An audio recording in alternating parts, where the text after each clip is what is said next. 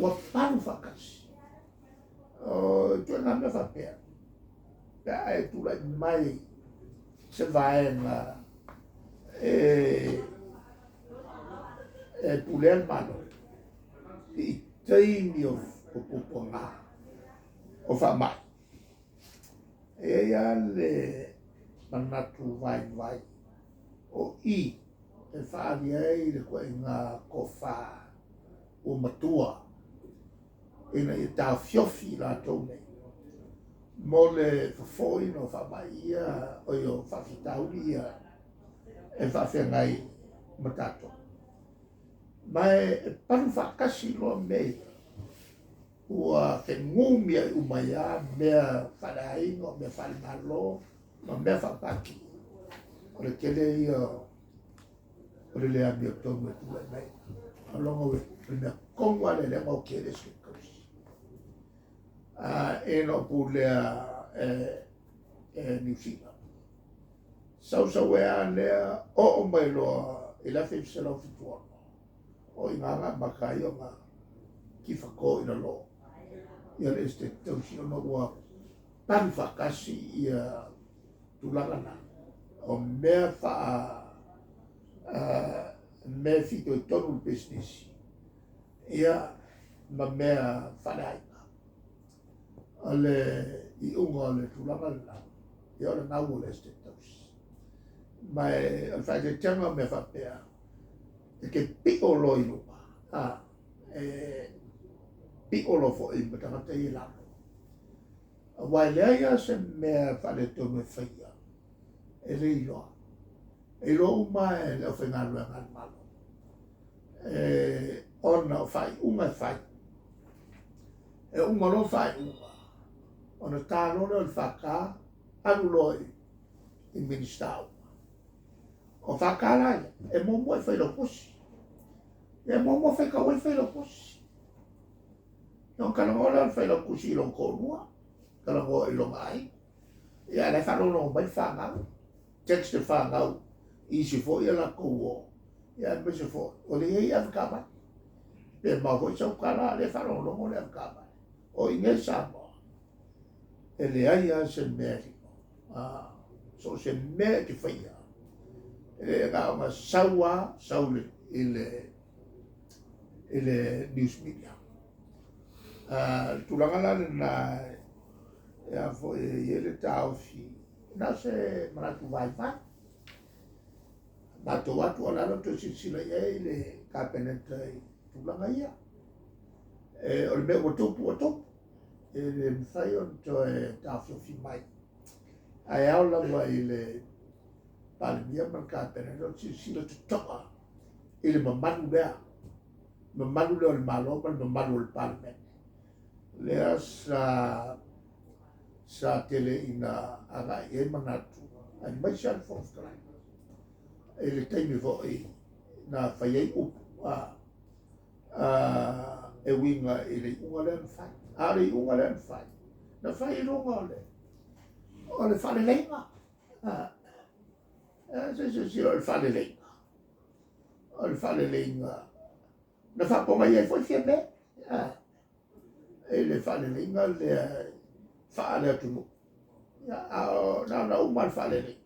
Whaonga lo le whale leinga. E whaiei le unga lea na whai nei. Ia, mai e ai mātou na ngā ngau loto whamakara. Ai pawane me mātou te langai. Ia o ngā hoi le mole anga i atu i nā. Ai mātou tua lalo te sila tutoa. I le tulanga lea o lo whatino ai ia matau punei. Ia lao na taua ia tau. Ia le tulanga nei. Nā lea mātou titilo atu. Mātou titilo atu. I whenga malo. Le memonia o whenga malo le sofakas. Ala e se vanga e ito. Alona winga alua tangatai. E alua le SNTP. Ia o le e nauna tauala al fast. Ia ese a ia vaenga i tuton. Le foi e mala independence. Ia le foi ia i ma le si vaenga ese foi la tou ia la tou faction la e tuton. Ai o le tūlanga lea o te whautuaina. Tu le tūlanga na o fitu iai. Langa matanga me ia whanwhana mai i le social media. O le afo i o le kulanga fōri ngā o lea wa sona vesi vale ai.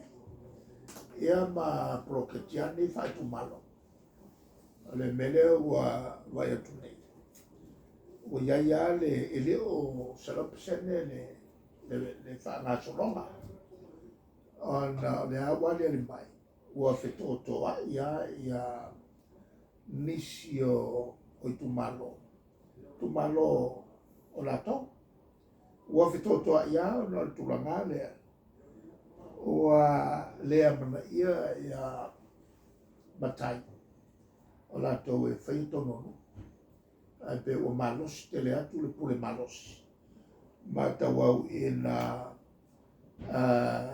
le to e mawai le tulanga le ave ia i lato o tumbu anu.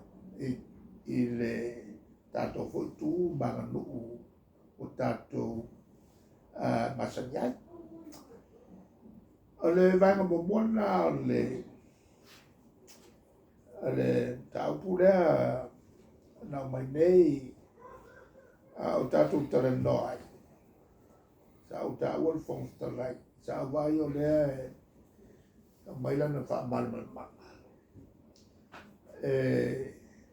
Ina no o wha mnatu al fong talai. Leo ke maka o mai. I ata ia sau social media. Marimela sa whai mai. Mo meo o a fo sauninga nei whanalo. Por kakaro le awala po le whanwhale ngal whale. O meo mai a le no tanai. Ele te tau ana a PI. Ele te tau na awai. Ona ia tūlanga. Ia tau ave le mamanu. Ia sau no soia. O le mamanu lona wenga e tu matila lona whangwhikarai. Aua ne i whaitau atu. Wari lifa i tau mtau, wari lifa i tau mane. Ale awai i mea nei. Ma vai a hoi lea o watu whalo longa i ati. E kasi ale i vai ngata ngata. Ua ngalo i ati i ono tutu tau ave ono mea vai i o tātou suifuga. Ia ma kilo koe whutangata i le tūlanga hoi o le mea iere manore e maia. Tau o na soso ese na mau. E pei hoi o na whaisi whoftalai. E mei mo mwere ese me ese ai mane. Blanga hoi lea na lua le pale mea nisila e lana ui ai mane whamsino erwa. I le mea leo tuto tasi o le malo tuto tasi whamsino. E le tūlanga. O ke le wawi ke le fia i walau. Wa ke le ngese le manatu o ifo. Matu ifo o le tangata i ate ia. I le upu voi le ngata i na e whaia la mea tonu. Ia wa ai mai tangata i au ngai oinga. O lo whai.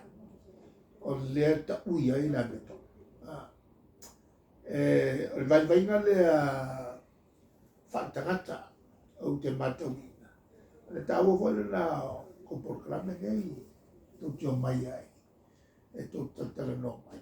Ia o ngā ia mea e a fwoi watua i se tua lalo. Nā se tua lalo. Wa ai longa o na tau ia i e whamsino lea. E sesi. Tau sesi e tau e malo i le whamftalai. E sero me nai whai. E whaitau nai o e marifatu nonga o tofi. o le tulanga lea o te